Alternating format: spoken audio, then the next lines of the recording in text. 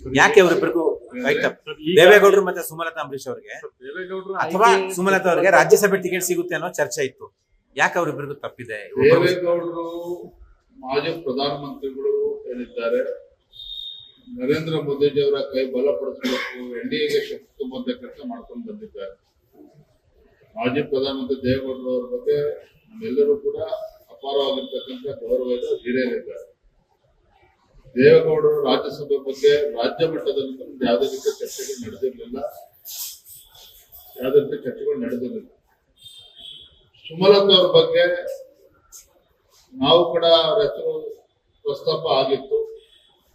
ಪಕ್ಷದ ವರಿಷ್ಠರು ಇವತ್ತಿನ ರಾಜಕೀಯ ಪರಿಸ್ಥಿತಿನ ಅರ್ಥ ಮಾಡಿಕೊಂಡು ಯಾರಿಗೆ ಅವಕಾಶ ಮಾಡಿಕೊಡ್ಬೇಕು ಅದನ್ನ ಪಕ್ಷದ ವರಿಷ್ಠರು ತೀರ್ಮಾನ ಮಾಡಿದ್ದಾರೆ. ಒಟ್ಟಾರೆಯಾಗಿ ಹೇಳೋದಾದ್ರೆ, ಪ್ರಾಮಾಣಿಕವಾಗಿ ದುಡಿದಿರ್ತಕ್ಕಂಥ ಸಾಮಾನ್ಯ ಕಾರ್ಯಕರ್ತರಿಗೆ ಭಾರತೀಯ ಜನತಾ ಪಾರ್ಟಿ ಅವಕಾಶ ಮಾಡಿಕೊಟ್ಟಿದೆ.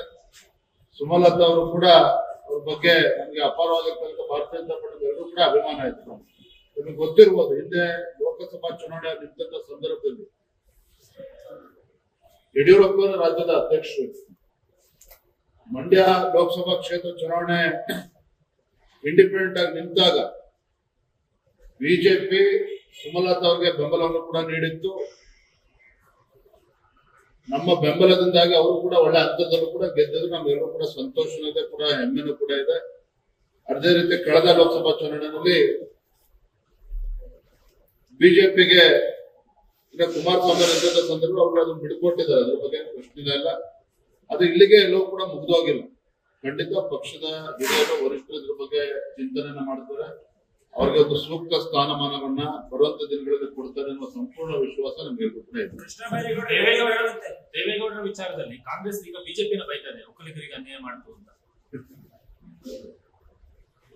ರಾಜ್ಯಸಭೆ ಮಾನ್ಯ ಹಿರಿಯರ ಮಾಜಿ ಪ್ರಧಾನಮಂತ್ರಿ ದೇವೇಗೌಡರವರ ಕಳಿಸೋದ್ರ ಬಗ್ಗೆ ರಾಜ್ಯ ಮಟ್ಟದಲ್ಲಿ ಯಾವುದೇ ರೀತಿ ಚರ್ಚೆಗಳು ಆಗಿರಲಿಲ್ಲ.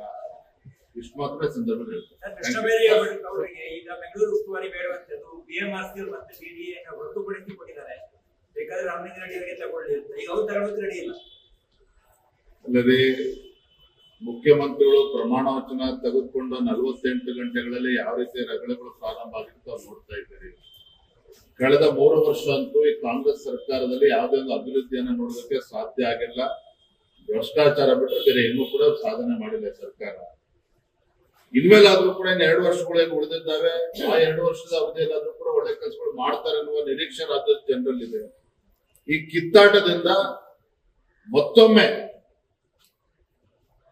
ಅಭಿವೃದ್ಧಿ ಆಗ್ತದೆ ಮುಂದೆ ರಾಜ್ಯದಲ್ಲಿ ಅನ್ನೋದು ಕೂಡ ಹುಸಿ ಆಗ್ತಾ ಇದೆ. ಹಾಗಾಗಿ ನಾನು ಒಂದೇ ಮಾತಲ್ಲಿ ಹೇಳೋದಾದ್ರೆ, ಮುಖ್ಯಮಂತ್ರಿಗಳು ಏನೇ ಬದಲಾವಣೆ ಆಗಿದ್ರು ಸಹ ರಾಜ್ಯದ ಮುಖ್ಯಮಂತ್ರಿಗಳಿಂದ ಈ ಕಾಂಗ್ರೆಸ್ ಸರ್ಕಾರದಲ್ಲಿ ಯಾವುದೇ ಅಭಿವೃದ್ಧಿಯನ್ನು ನಿರೀಕ್ಷೆ ಮಾಡೋದಕ್ಕೆ ಸಾಧ್ಯ ಇಲ್ಲ.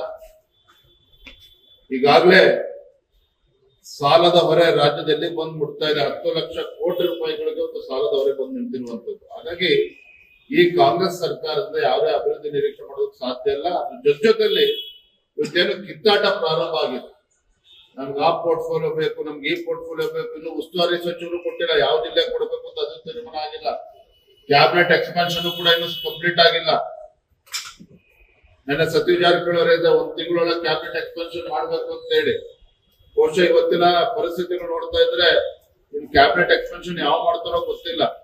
ಹಾಗಾಗಿ ಮಾನ್ಯ ಮುಖ್ಯಮಂತ್ರಿಗಳು ಮುಂದೆ ಇರ್ತಕ್ಕಂಥ ದೊಡ್ಡ ಸವಾಲು ಅಂತ ಹೇಳಿದ್ರೆ, ಯಾರಿಗೆ ಯಾವ ಪೋರ್ಟ್ಫೋಲಿಯೋ ಕೊಟ್ರೆ ಅವ್ರಿಗೆ ತೃಪ್ತಿ ಆಗ್ತದೆ, ಯಾರಿಗೆ ಯಾವ ಜಿಲ್ಲೆಯನ್ನ ಕೊಟ್ರೆ ಉಸ್ತುವಾರಿ ಕೊಟ್ಟರೆ ತೃಪ್ತಿ ಆಗ್ತದೆ.